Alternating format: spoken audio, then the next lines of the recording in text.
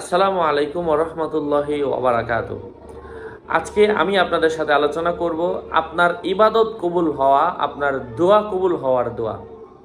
আপনি আল্লাহ তাআলার কাছে দোয়া করলে কোন ইবাদত করার মাধ্যমে কিভাবে চাইলে আল্লাহ তাআলা আপনার দোয়াকে কবুল করবেন। আপনার যে কোনো মোনাজাত, বৈধ মোনাজাত কবুল করানোর জন্য আল্লাহ তাআলার কাছে এই 4টা কোরআনে কারীম থেকে 4টা আয়াত এসেছে। এই 4টা আয়াত পাঠ করার পরে আল্লাহর কাছে যদি দোয়া করেন, আল্লাহ পাক সেই দোয়াগুলোকে বিনা বাধায় কবুল করে নেবেন।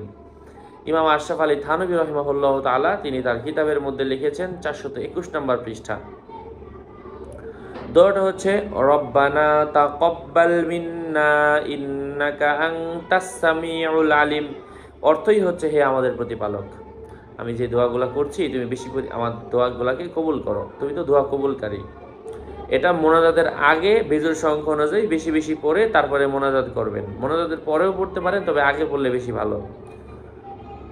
দ্বিতীয় যে আয়াতটা সেটা হচ্ছে রব্বানা ওয়াজআলনা মুসলিমাইনি লাকা ওয়া মিন যুররিয়াতিনা উম্মাতাম মুসলিমাতাল লাক ওয়া আরিনা মানাসিকানা ওয়া তুব আলাইনা ইন্নাকা আনতাত তাওয়াবুর রহিম।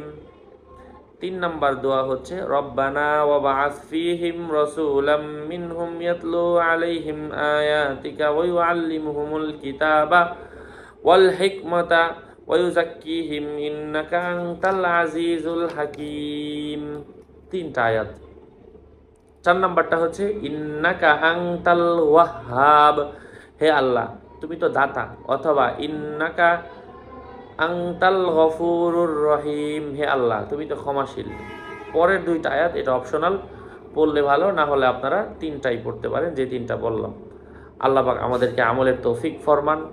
আমিও দোয়া করি, হে আল্লাহ যারা দোয়া করবে আপনি সবার মোনাজাতকে কবুল করেন। আমার ভিডিও ডিসক্রিপশন বক্সে ক্লিক করলে, আমার ভেরিফাইড চ্যানেলের ডিসক্রিপশন বক্সে ক্লিক করলে আমার পেজ এবং আমার আইডি আসবে। এর বাইরে অন্য কোনো পেজ নাই, কোনো আইডি নাই। আমার নাম আর ছবি থাকলে ওইটা আমি না। প্রত্যেকটা ভিডিওতে আমি সাবধান করি, সতর্ক করি। বারবার বলার পরেও সাবধান না হলে এর দায়ভার কোনোভাবে আমি নিচ্ছি না। আসসালামু আলাইকুম ওয়া রাহমাতুল্লাহি ওয়া বারাকাতুহু।